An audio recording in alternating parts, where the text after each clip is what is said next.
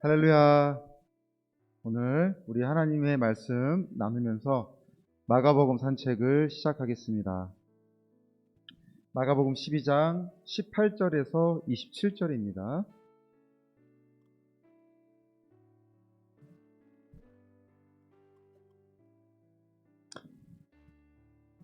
부활이 없다 하는 사두개인들이 예수께 와서 물어 이르되, 선생님이여, 모세가 우리에게 써주기를 어떤 사람의 형이 자식이 없이 아내를 두고 죽으면 그 동생이 그 아내를 취하여 형을 위하여 상속자를 세울지니라 하였나이다.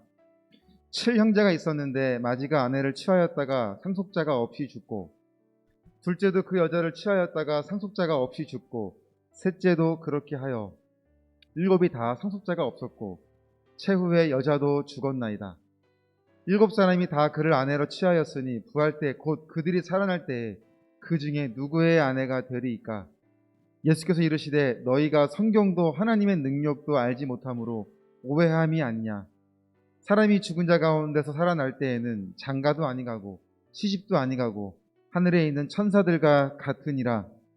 죽은 자가 살아난다는 것을 말할진대, 너희가 모세의 책 중 가시나무 떨기에 관한 글에 하나님께서 모세에게 이르시되, 나는 아브라함의 하나님이요 이삭의 하나님이요 야곱의 하나님이로다 하신 말씀을 읽어보지 못하였느냐.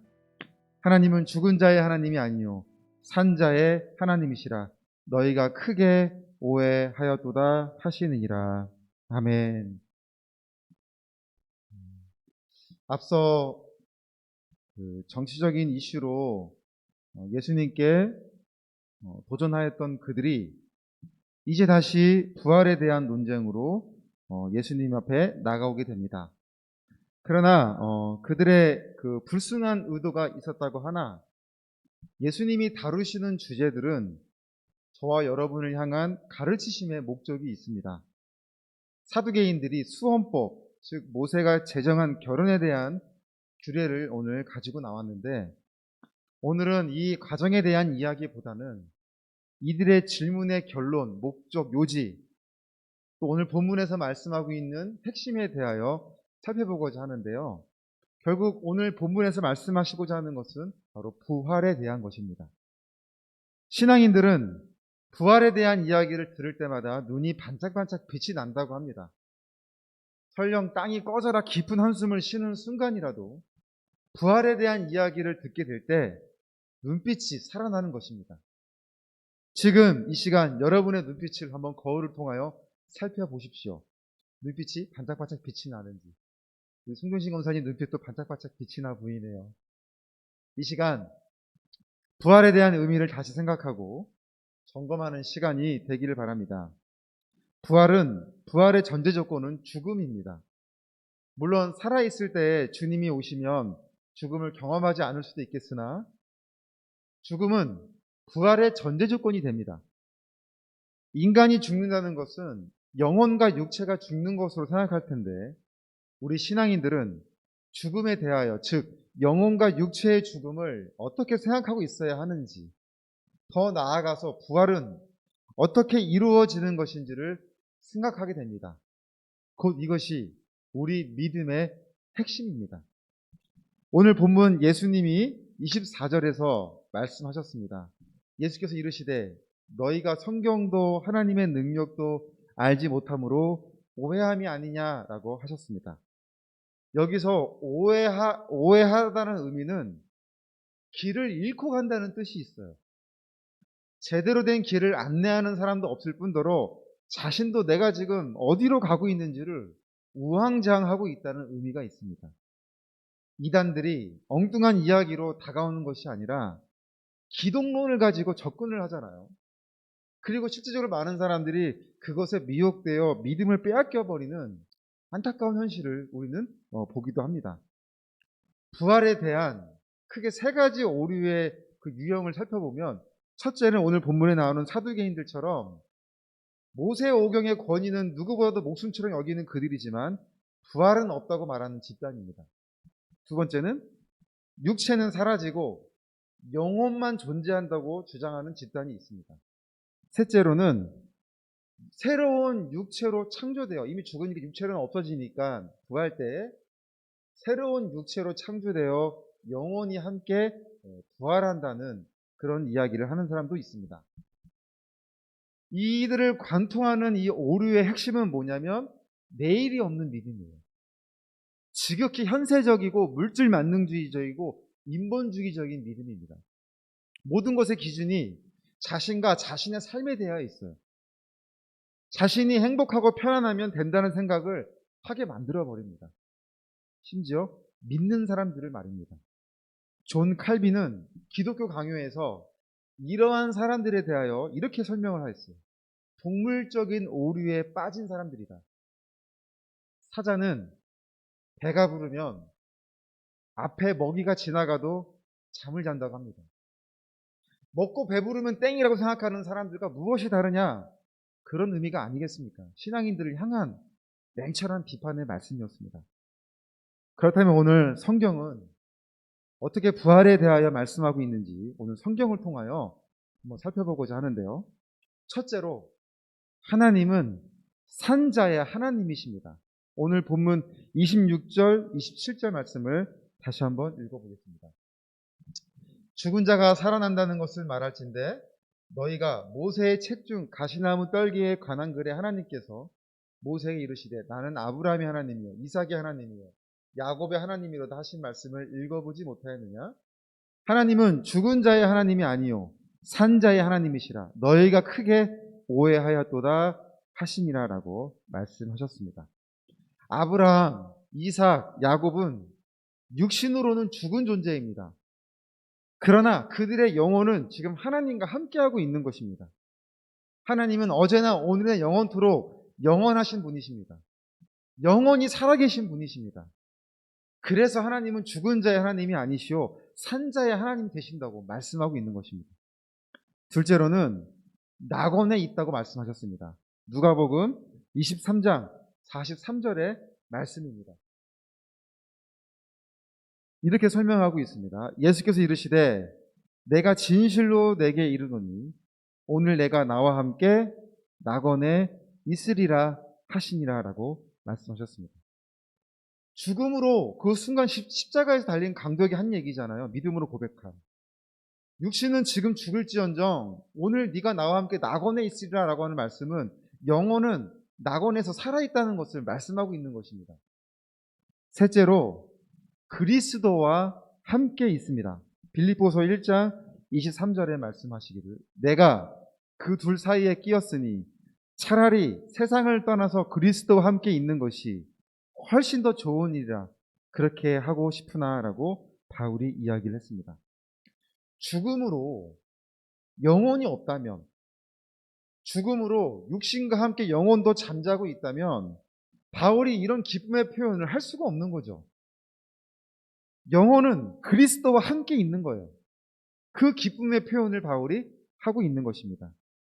넷째로 예수님이 정리를 해 주셨습니다. 요한복음 11장 25절 말씀인데요.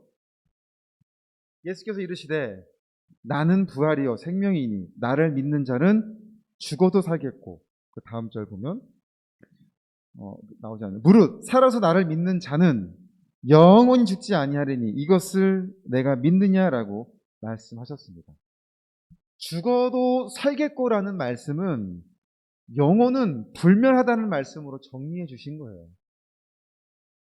다섯째, 나사로와 부자의 죽음의 이야기가 있습니다. 누가복음 16장 23절의 말씀입니다. 그가 음부에서 고통 중에 눈을 들어 멀리 아브라함과 그의 품에 있는 나사로를 보고라고 이야기를 하였죠. 죽음과 부활이 일어나는 때까지의 그 시간의 간격 동안 오늘 이 나사로와 부자의 이야기는 영혼은 살아있다는 걸 이야기해요. 아브라함의 품에 있는 나사로의 영혼과 음부에서 고통 중에 있는 부자의 영혼을 말씀하고 있는 것입니다. 죽음과 함께 육신은 땅에 묻히나 영혼은 하나님 품과 음부로 나눠져서 부활이 임하는 그날까지 고통과 평안함을 누리는 영혼이 있다고 말씀하신 것입니다. 이렇게 주와 함께 있는 영혼들이 주님의 재림과 함께 이 땅으로 내려와 부활을 맞이하게 되는 것이죠. 데살로니가전서 4장 14절의 말씀입니다. 우리가 예수께서 죽으셨다가 다시 살아나심을 믿을진대 이와 같이 예수 안에서 자는 자들도 하나님이 그와 함께 데리고 오시리라. 16절을 계속 보면 주께서 호령과 천사장의 소리와 하나님의 나팔 소리로 친히 하늘로부터 강림하시리니 그리스도 안에서 죽은 자들이 먼저 일어나고 17절 그 후에 우리 살아남은 자들도 그들과 함께 구름 속으로 끌어올려 공중에서 주를 영접하게 하시리니 그리하여 우리가 항상 주와 함께 있으리라 라고 말씀하셨습니다. 영원히 주님과 함께 있다가 주님이 예언한 마지막 예언의 재림주로 이 땅에 오실 때 같이 그 영혼들과 이 땅에 내려오신다는 거 아닙니까? 그리고 먼저 죽은 자들이 먼저 부활하고 그 다음에 이 땅에 남아있는 자들도 공중에 들어 올려져서 주님을 만나게 돼요. 우리가 항상 주와 함께 있으리라. 이 말씀은 영원한 생명으로 주와 함께 있다고 말씀하고 있는 것이죠. 오늘 본문 마가복음 12장 25절 후반을 보면 예수님이 이렇게 말씀하셨습니다. 하늘에 있는 천사들과 같으니라 라고 예수님이 25절 후반에 말씀하셨습니다. 이 말씀은 우리가 천사들의 모습으로 된다는 것이 아니라 천사들의 권위를 우리도 누리게 된다는 것을 말씀하고 있는 것입니다. 부활은 우리의 육신이 회복되어져서 불멸의 영혼에 의해 영원히 썩지 않고 영원한 생명을 지니게 되는 것을 말합니다. 고린도전서 15장 52절에 이렇게 말씀하고 있습니다. 나팔 소리가 나매 죽은 자들이 썩지 아니할 것으로 다시 살아나고 우리도 변화되리라. 이 썩을 것이 반드시 썩지 아니할 것을 입겠고 이 죽을 것이 죽지 아니함을 입으리로다라고 말씀하셨습니다.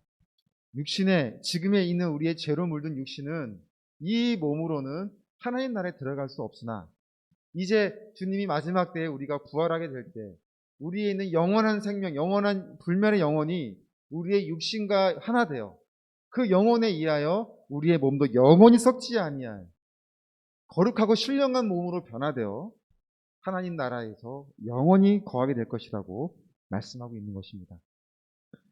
마지막으로 오늘 제가 이 부활에 대하여 말씀을 드릴 때 아마 두 가지 궁금점이 생길 것입니다. 첫째는 우리의 육신은 언제의 모습으로 돌아오는가라는 거죠. 둘째는 완전히 썩어 없어진 육체가 어떻게 다시 살아나겠는가라는 궁금점이 생기죠. 저도 신대원 때 이 우리 부활에 대한 공부할 때 도대체 몇 살 때의 모습으로 우리가 몸이 다시 회복되는 거냐라고 막 이렇게 논쟁하고 그랬는데 성경은 이것에 대해 설명하지 않아요. 우리가 몇 살 때의 모습인지 땅에서 썩어 없어져 버린 육체가 어떻게 다시 살아나게 되는지 성경은 그것에 대해 설명하지는 않습니다. 다만 우리가 부활의 의미를 받아들이고 확실하게 믿을 수 있고 반드시 부활은 이루어지게 된다는 것을 분명한 사실이라고 그것은 말씀하고 있습니다. 어떻게 말씀하고 있느냐? 하나는 예수님이 부활하신 사실이며 둘째는 하나님의 전지전능하십니다. 오늘 본문 24절을 보면 이렇게 말씀하시죠. 예수께서 이르시되 너희가 성경도 하나님의 능력도 알지 못함으로 라고 얘기하시죠. 이것이 불신자들에게는 부활을 믿지 않는 자들에게는 이것이 허무맹랑한 이야기, 말도 안 되는 이야기라고 들릴지어나 믿음의 자들에게는 이 예수님의 말씀이 우리에게 확신과 소망으로 다가오게 됩니다. 성경은 예수님의 부활을 말씀하셨고 이 모든 것을 이루신 하나님의 능력을 믿으라고 말씀하고 있습니다. 하나님에게 능력은 어느 것도 제할 수 없습니다. 하나님이 하시고자 하면 하실 수 있는 것입니다. 하나님이 이루시고자 하시면 반드시 이루시는 것입니다. 왜냐? 하나님이 우리의 주인이시기 때문에 그렇습니다. 생명의 주인이시기 때문에 그렇습니다. 예수 그리스도가 이것을 위하여 이 땅에 오셔서 십자가의 죽으심으로 말미암아 다시 부활하신 사건은 부활의 첫 열매가 되신 예수님으로 하여금 우리도 예수님처럼 영원한 생명, 영원한 육신의 영원한 부활로 우리가 하나님 나라에서 있게 된다는 것을 우리에게 말씀하고 있는 것입니다. 사랑하는 여러분, 부활의 궁극적인 목적은 하나님의 영광을 위해서입니다. 믿음으로 인한 부활은 영원한 기쁨으로 하나님께 영광을 영원히 올려드리게 되며, 믿음 없는 자들의 부활은 영원한 형벌로 하나님의 공의를 영원히 나타나게 되는 것입니다. 요한복음 5장 28절 29절의 말씀을 마지막으로 보겠습니다. 이를 놀랍게 여기지 말라. 부활을 놀랍게 여기지 말라는 거예요.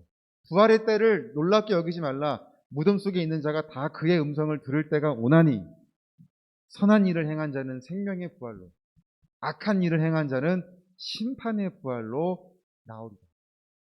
선한 일을 하는 것은 결국 믿음을 이야기하는 것입니다.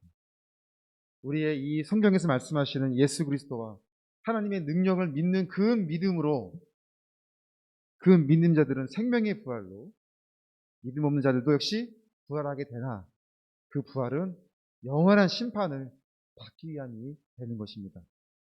이 시간 믿음의 부활이 저와 여러분의 소망과 위로가 되시길 바랍니다. 아멘. 오늘 우리 잠깐 금요일입니다. 금요일은 우리 동역자들 위해서 기도하는 시간인데요. 오늘 제목을 잠깐 나누겠습니다. 동역자들을 위해 기도하겠습니다. 삶에 감당하는 모든 문제에 하나님이 도와주시도록, 오랜 치료로 고통받고 있는 우리 동역자들의 육신의 회복이 속히 이루어지도록, 믿음의 가정을 위해 기도하는 제목의 응답을 위해 호스피스 동역자로서 연합할 수 있도록 우리 이 시간 사랑하는 동역자들을 위하여 합심하여 기도하겠습니다. 사랑의 하나님 감사합니다. 하나님을 만나는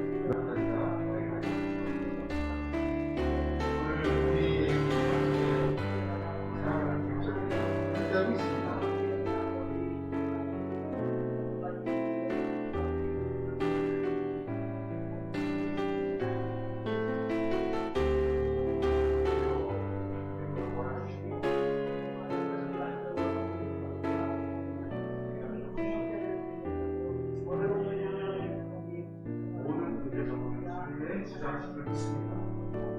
목사 가운데 주님이 응답할 수 있습니다. 연락을 아십시오. 이 시간 주님 손에 있는 가운데 있는 주님의 은혜가 주시고 있습니다. 믿음의 가정을 위하여 기도하는 제목들을 위하여 하나님 속히 응답을 해주시고 그들의 삶을 통하여 살아계신 하나님을 놀라운 자리가 우리가 열어주시옵소서. 하나님 함께하지 못하는 이 시간 우리의 마음과 우리의 관심 떨어져 나가는 안타까움이 없기를 원합니다. 함께하는 자리를 원합니다. 합심하여 기도하는 이 자리에 주의 은혜가 넘쳐오니 정말 우리에게 놀라운 자리가 되게 하여 주시옵소서. 하나님 감사함을 붙잡아주시고 기쁨으로 만나는 그런 날을 함께 주시고 믿습니다. 이런 마음이 하시라고 만나는 그날 할 수 있다 바라는 그런 미치는 감사합니다. 그 시간 또 우리 가슴 앞에 기도하시는 같이 나가겠습니다.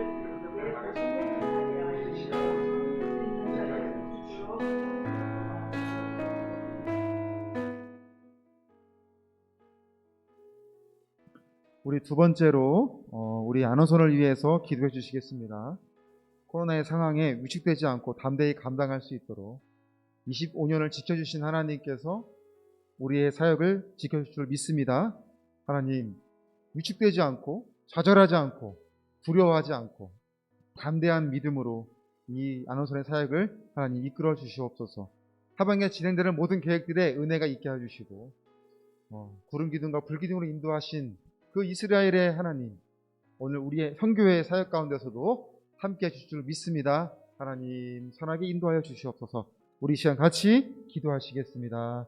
하나님, 우리 안양홍 호스피스를 위하여 이 시간 같이 기도하기를 원합니다.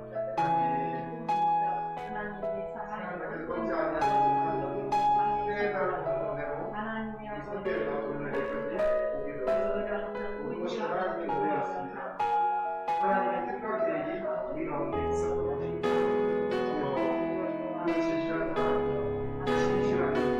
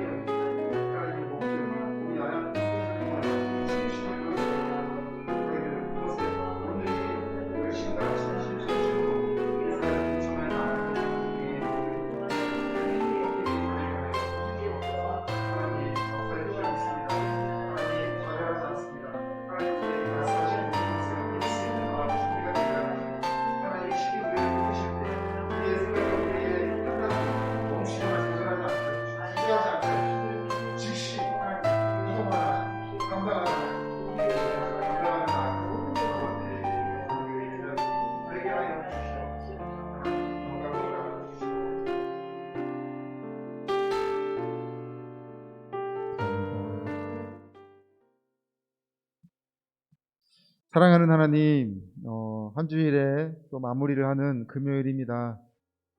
정말로 하루하루가 불확실한 많은 것에 위협을 받고 있는 우리의 삶인데 또 오늘까지도 지켜주신 하나님 감사드립니다. 이 감사로만 끝나는 우리의 믿음이 아니라 어떻게 해서든지 또 하나님이 기뻐하시는 일에 최선을 다하여 살아가는 우리의 모두 믿음이 되게 하여 주시옵소서. 우리 안양원 호스피스를 사랑하시는 하나님께서 반드시 함께 해주실 줄 믿습니다.